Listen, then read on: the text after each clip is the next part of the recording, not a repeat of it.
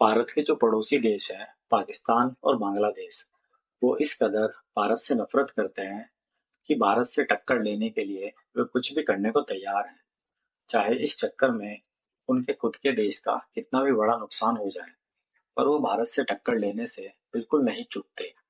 पहले पाकिस्तान ने भारत के खिलाफ कार्रवाई करते हुए भारत से अपना पूरा व्यापार बंद कर दिया, जिसका भारत को तो कुछ खास फर्क नहीं पड़ा। पर वहीं बात की जाए पाकिस्तान की, तो वहां पर महंगाई बढ़ गई और भुखमरी जैसे हालात पैदा हो गए। अब कुछ ऐसा ही किया है बांग्लादेश ने, जिसका सबसे ज्यादा नुकसान खुद बांग्लादेश को ही उठाना पड़ेगा। अब से 2 दिन पहले ही मैंने आपको अपनी भी वीडियो में बताया था कि भारत ने बांग्लादेश के खिलाफ कार्रवाई करते हुए बांग्लादेश के लिए जो अपने पोर्ट्स का इस्तेमाल है उन पर रोक लगा दी थी, जिससे बांग्लादेश को एक बहुत ही बड़ा झटका लगा था। क्योंकि बांग्लादेश अपना 90% माल भारत के पोर्ट्स और भारत की जो एयर कार्गो विमान है उनका इस्तेमाल करके अपना सामान दुनिया के कई देशों को बेचता था, जिसमें मिडिल ईस्ट और यूरोप के कई देश शामिल है।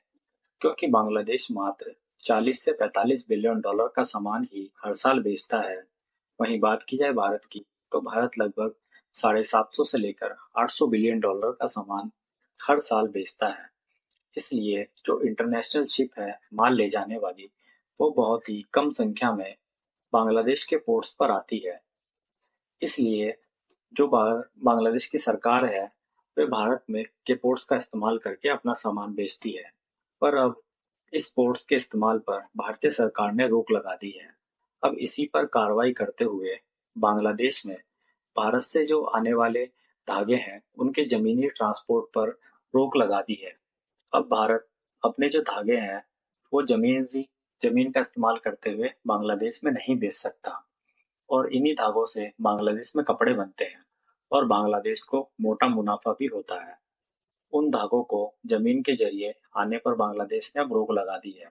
हालांकि जो भारत के ट्रांसपोर्टर हैं वह पानी के जरिए यानी पोर्ट्स का इस्तेमाल करते हुए अपने धागे बांग्लादेश को बेच सकते हैं।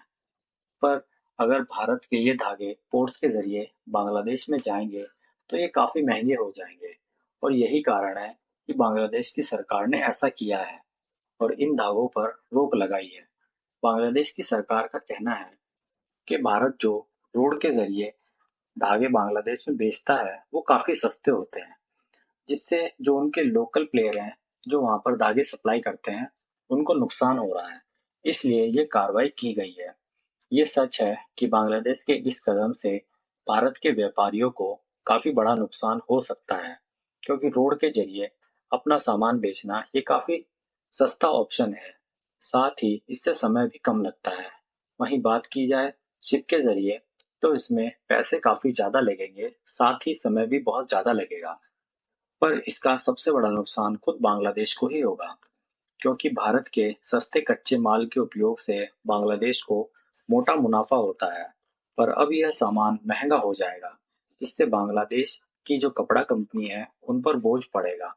क्योंकि जितना भी बांग्लादेश में कच्चा माल खरीदा जाता है कपड़े बनाने के लिए, उसका लगभग 90% अकेले भारत से आता है, और वो भी कम दरों पर। बांग्लादेश में पहले ही पॉलिटिक्स पॉलिटिक्स क्राइसिस चल रहा है। वहीं बिजली संकट भी बांग्लादेश पर चरम पर है। साथ ही अब कच्चे माल के आयात को बंद करके बांग्लादेश खुद का ही नुकसान करने वाला है। वहाँ की जो कपड़ा इंडस्ट्री है वह पूरे बांग्लादेश को चलाती है। अगर उन्हें नुकसान होता है तो बांग्लादेश बांग्लादेश को बहुत ही नुकसान झेलना पड़ेगा, और जिसका नुकसान बांग्लादेश की इकोनॉमी को देखने को मिलेगा। इसलिए मैंने आपको कहा था कि हमारे पड़ोसी जो देश है वो भारत से टक्कर तो ले लेंगे, पर उसमें खुद उनका ही नुकसान होगा।